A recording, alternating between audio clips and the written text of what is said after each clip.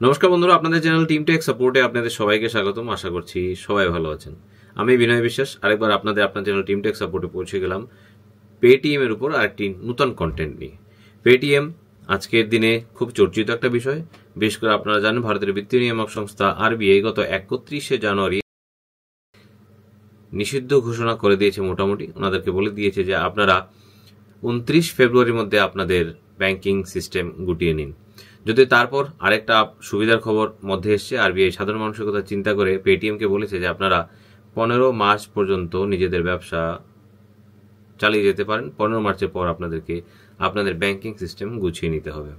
তার মধ্যে সাধারণ মানুষের মনে প্রচুর প্রশ্ন, বুঝতে পারছেন। পেটিএম ডিজিটাল ইন্ডিয়ার একটি পথ দেখানো বা পথ প্রদর্শক। পেটিএম প্রচুর মানুষের ভালোবাসার একটা জায়গা। পেটিএমকে ভালোবাসে এই দেশে প্রচুর মানুষ আছেন, বুঝতে পারছেন। ভারতের তৃতীয় বৃহত্তম এবং ভারতীয়দের মধ্যে ভারতের প্রধান এবং সবচেয়ে বড় পেমেন্ট ইউপিআই পেমেন্ট ইন্টারফেস হচ্ছে পেটিএম। সুতরাং পেটিএমকে নিয়ে উন্মাদনা তো থাকবেই, কারণ এই সময়ে দাঁড়িয়ে যারা পেটিএম যারা ভীম ইউপিআই ব্যবহার করছেন, তাদের মধ্যে প্রচুর লোক আছেন যাদের ইউপিআই হাতে করি হয়েছে পেটিএম দিয়ে। সো তাদের মনে প্রচুর রকমের প্রশ্ন রয়ে গেছে এবং সেই প্রশ্নগুলো উত্তর কে দেবে, সেগুলো বিভিন্ন রকম প্রশ্ন বেরিয়ে আসছে। সেরকম বিভিন্ন রকম প্রশ্ন বেরিয়ে আসছে এবং তার উত্তরও বিভিন্ন লোকের কাছ থেকে বিভিন্ন রকম বেরিয়ে আসছে। সেই জায়গায় আরবিআই উদ্বেগ প্রকাশ করছে যে এইভাবে যদি হয় তাহলে চলবে না। আমরা তাদের সাধারণ কাস্টমারকে, পেটিএম গ্রাহক যারা আছেন তাদেরকে আমরা তার উত্তর দেব, প্রত্যেকটা প্রশ্নের উত্তর দেওয়ার আমরা চেষ্টা করব। সেই চিন্তা করে পেটিএম গ্রাহকদের আরবিআই তরফ থেকে 30টি প্রশ্নের উত্তর দেওয়া হয়েছে। প্রথম তো প্রশ্ন, তারপর উত্তরও কিন্তু দেওয়া হয়েছে। হিন্দিতে আমার কাছে প্রশ্নগুলো আছে, আমি তা আপনাদের বাংলা কনভার্ট করে শোনাচ্ছি। সবার কাছে রিকোয়েস্ট থাকবে যে ভিডিওটি স্কিপ না করে শেষ পর্যন্ত দেখার চেষ্টা করুন। মাফ করবেন আমাকে, ভিডিওটা একটু লম্বা কিন্তু অবশ্যই হতে পারে। ভিডিওটি শুরু করার আগে আপনাদের কাছে রিকোয়েস্ট হলো, যদি আপনারা এই চ্যানেলে প্রথম হয়ে থাকেন বা অনেকদিন ধরে ভিডিও দেখছেন, চ্যানেলটি এখনো সাবস্ক্রাইব করেননি, দয়া করে চ্যানেলটি সাবস্ক্রাইব করে দিন। তাতে আমরা একটু এনার্জি পাই আপনাদের জন্য এরকম কন্টেন্টগুলা নিয়ে আসতে।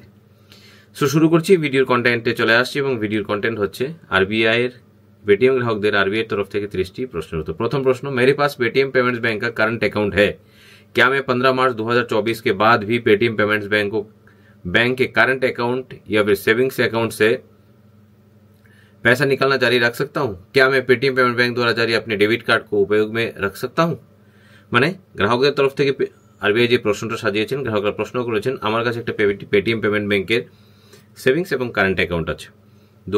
15 মার্চ 2024 পরে কি আমি এই অ্যাকাউন্টটা রান করাতে পারি, মানে তারপরে কি আমি অ্যাকাউন্টটা চালাতে পারবো?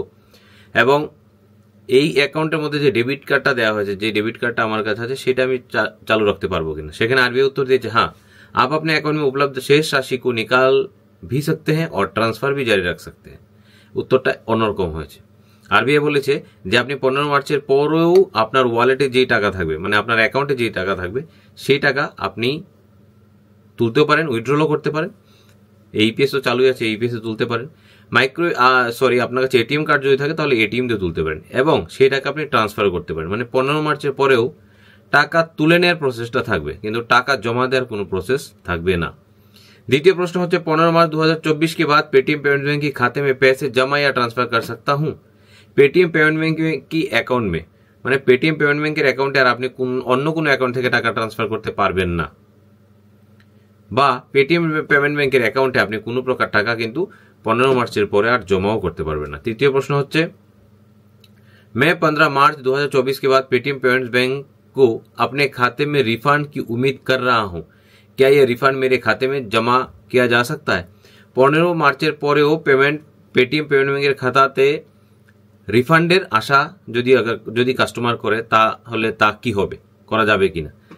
आरबीआई बोले, हाँ ये हो सकता है। पार्टनर बैंकों से रिफंड, कैशबैक, स्वीप इन या ब्याज को 15 मार्च के बाद भी आपके खाते में क्रेडिट करने की अनुमति है। মানে আপনি যদি আপনার পেটিএম পেমেন্ট ব্যাংকের মধ্যে অ্যামাউন্ট সুইপ করেন তাহলেও সেটা হবে। মানে আপনি নিজে থেকে আর জমা করতে পারবেন না, বা আপনি নিজে থেকে কোনো জায়গা থেকে এই অ্যাকাউন্টে ট্রান্সফার করতে পারবেন না। শুধুমাত্র ক্যাশব্যাক, সুইপ ইন, ইন্টারেস্ট, এগুলো 15 মার্চের পরেও আসবে।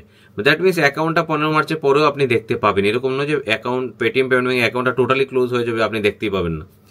15 মার্চের পরও এটা খোলা থাকবে। ধীরে ধীরে ধীরে ধীরে প্রসেস হবে। যদি বন্ধই হয়ে যায় পেটিএম পেমেন্ট ব্যাংক, ভারতবর্ষে আর পেটিএম পেমেন্ট ব্যাংক নাই চলে, তাহলেও অনেকটা সময় লাগবে এই অ্যাকাউন্টটা আপনার পোর্টাল থেকে সরে যেতে। चतुर्थ प्रश्न बोला हुआ है 15 मार्च 2024 के बाद स्वीपिंग आउट सिस्टम के जरिए पार्टनर बैंकों में रखी गई जमा राशि का क्या होगा। माने 15 মার্চের পরে যদি পেটিএম পেমেন্ট ব্যাংকে কোনো টাকা থাকে বা পেটিএম পেমেন্ট ব্যাংকে কোনো ইন্টারেস্ট আসে, সেটা তো সুইপ আউট বা সুইপ ইন হয়ে পার্টনার ব্যাংকে চলে যাবে। পার্টনার ব্যাংক হচ্ছে ওনাদের ইন্ডাসইন্ড ব্যাংক। তো এর কি হবে, এই পয়সার কি হবে? तखन आरबीआई बोलছে पेटीएम पेमेंट बैंक के ग्राहकों को पार्टनर बैंक में रखी गई मौजूदा जमा राशि को पेटीएम पेमेंट बैंक के खाते में वापस स्वीप इन किया जा सकता है। एक दिन में इसकी लिमिट 2 लाख है। हालांकि 15 मार्च 2024 के बाद पेटीएम पेमेंट बैंक के माध्यम से पार्टनर बैंकों के साथ कोई नई जमा की अनुमति नहीं दी जाएगी, मतलब नए डिपोजिट पर रोक रहेगी। বুঝতে পেরেছেন?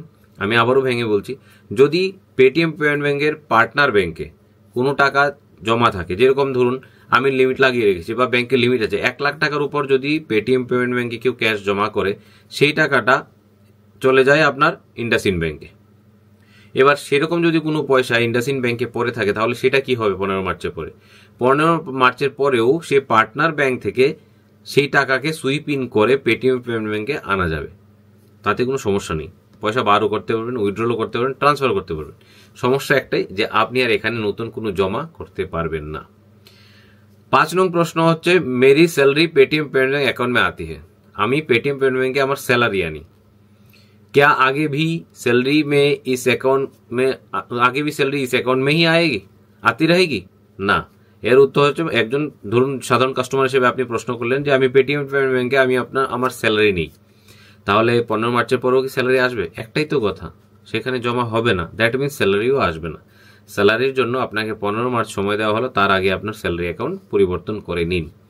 6 নম্বরে প্রশ্ন হচ্ছে मुझे सरकार की ओर से पेटीएम पेमेंट खाते में आधार से जुड़ी सब्सिडी आते, मतलब डीबीटीएल का पैसा, डीबीटीएल এর পয়সা, রেগার পয়সা বা বিভিন্ন ডিবিডিএল আধার সাথে লিঙ্কেজ যে সাবসিডির পেমেন্ট হয়, অনেকে কৃষি অনুদান দেওয়া হয় তার টাকা আসে, কারো ভাতা আসে, কারো রেগার টাকা আসে, বিভিন্ন ধরনের পয়সা আসে, কারণ ডিবিটিএল এর সিস্টেম এখানে ছিল। সো গভর্নমেন্টের তরফ থেকে যে পয়সাগুলা কাস্টমারের কাছে আগে আসতো, সেটা এখনো আসবে কিনা? না, এটা আসবে না, আপনাকে আপনার ডিবিটিএল অ্যাকাউন্ট মানে পরিবর্তন করে নিতে হবে। 7 नंबर प्रश्न मेरे मासिक बिजली बिल का भुगतान पेटीएम पेमेंट्स लिमिटेड वाले मेरे बैंक खाते से ऑटोमेटिक किया जाता है, क्या ये जारी हो सकता है?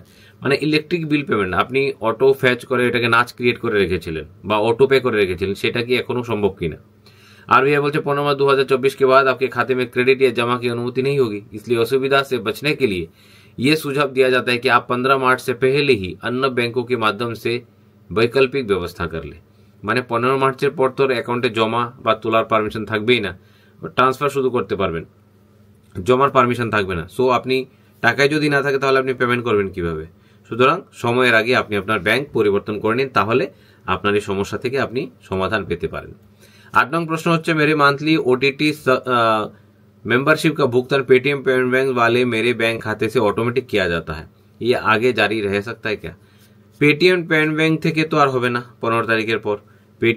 পেটিএম পেমেন্ট যে পেটিএম অ্যাপ আছে সেইখানে যে নতুন ব্যাংক এড হবে সেই ব্যাংক থেকেও হতে পারে, আদারওয়াইজ আপনি অন্য কোনো ব্যাংকের মাধ্যমেও এই ওটিটি মেম্বারশিপটাকে কন্টিনিউ করতে পারেন। 9 नंबर प्रश्न হচ্ছে लोन की किस्त यानी ईएमआई के भुगतान पेटीएम पेमेंट बैंक के अकाउंट से ऑटोमेटिक किया जाता है, क्या ये जारी रह सकता है कि नहीं? মানে লোন অ্যাকাউন্ট এখানে আপনি অটোমেটিক পেমেন্ট অটো পে বানিয়ে রেখেছেন। উত্তর হচ্ছে অসুবিধা से बचने के लिए ये सुझाव दिया जाता है, বাস একটাই প্রশ্ন, 15 মার্চের আগে আপনি পরিবর্তন করে নিন, এছাড়া কোনো সলিউশন নেই। মানে 15 মার্চের পরে আর কি হবে দাদা? 15 মার্চ পরে তো আপনি ক্যাশ টাকা জমা দিতে করতে পারবেন না অ্যাকাউন্টে, সো টাকা বার করবেন, বার করার তো কোনো প্রশ্নই ওঠে না। पेटीएम पेमेंट बैंक के वॉलेट पर रिजर्व बैंक से एफएक्यू के पॉइंट नंबर 11 से लेकर 14 तक पेटीएम पेमेंट बैंक को वॉलेट से जुड़े सवाल के जवाब दिए गए हैं। वॉलेट में शेष राशि उपलब्ध रहने तक आप वॉलेट को इस्तेमाल करना जारी रख सकते हैं। 15 मार्च के बाद कैशबैक या फिर रिफंड भी वॉलेट में आ सकता है। हालांकि इस तारीख के बाद आप टॉपअप या पैसे ट्रांसफर जैसे सुविधाएं नहीं ले सकते हैं। आप अपना वॉलेट बंद कर पैसे को बैंक अकाउंट में ट्रांसफर कर सकते हैं। মানে আপনার ওয়ালেটে যে টাকাগুলো থাকবে 15 মার্চের পর সেগুলোকে আপনি আপনার ব্যাঙ্ক অ্যাকাউন্টে ট্রান্সফার করে নেবেন, আর ওয়ালেটটাকে বন্ধ করার জন্য খালি ছেড়ে দেবেন। এটাই সলিউশন। তো মোটামুটি 30টা যে ইম্পর্টেন্ট প্রশ্নের মধ্যে যে 30টা প্রশ্নের মধ্যে যে 10টা মেইন এবং ইম্পর্টেন্ট বিষয় ছিল, সেই বিষয়গুলো নিয়ে আজকের এই ভিডিওতে আমি আলোচনা করলাম এবং আশা করি আপনাদেরকে বোঝাতে আমি সক্ষম হয়েছি যে 15 মার্চের পরে আপনাকে কি করতে হবে আর 15 মার্চের পর আপনি কি করতে পারবেন না। সো যাদের যাদের এই সমস্যাগুলো আছে, যে সমস্যাগুলো নিয়ে আলোচনা করেছি, তারা অবশ্যই 15 মার্চের আগে নিজের ব্যাংক পরিবর্তন করে নিন এবং নিজের যে কোনো ব্যবস্থাপনাগুলোকে সুচারুরূপে চালানোর জন্য ব্যাংক চেঞ্জ করে তার পরিস্থিতি সামলিয়ে নিন।